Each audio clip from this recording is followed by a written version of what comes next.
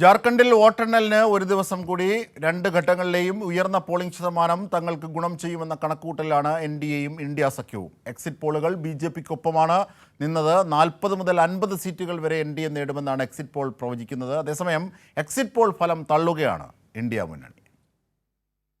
ഒരു മാസം നീണ്ടുനിന്ന വാശിയേറിയ പ്രചാരണം അവസാനിച്ച് ജാർഖണ്ഡിൽ ജനം വിധിയെഴുതി.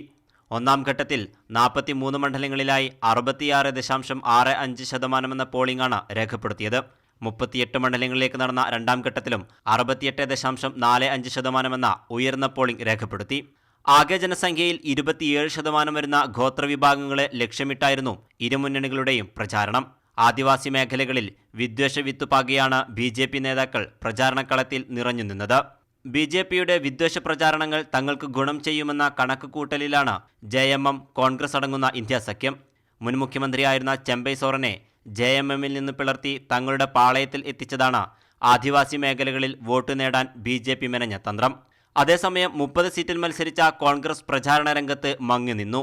കോൺഗ്രസ് നേതാക്കളൊന്നും സഖ്യകക്ഷികളുടെ പ്രചാരണത്തിന് എത്തിയില്ലെന്ന് മുന്നണിയിൽ ആരോപണം ഉയർന്നിരുന്നു.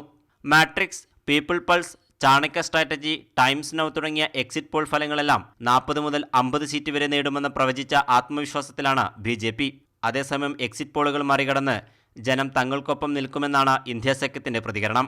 ഗോത്രമേഖലകളിൽ കടുത്ത ആത്മവിശ്വാസം JMM മുന്നോട്ട് വെക്കുമ്പോൾ ഭരണകക്ഷിക്കെതിരെ ജനം വിധിയെഴുതുമെന്ന കണക്കുകൂട്ടലിലാണ് BJP അടങ്ങുന്ന NDA സഖ്യം. ശനിയാഴ്ചയാണ് ജാർഖണ്ഡിലെ വോട്ടെണ്ണൽ. അബ്ദുൾ റഷീദ്, കൈരളി ന്യൂസ്, ദില്ലി.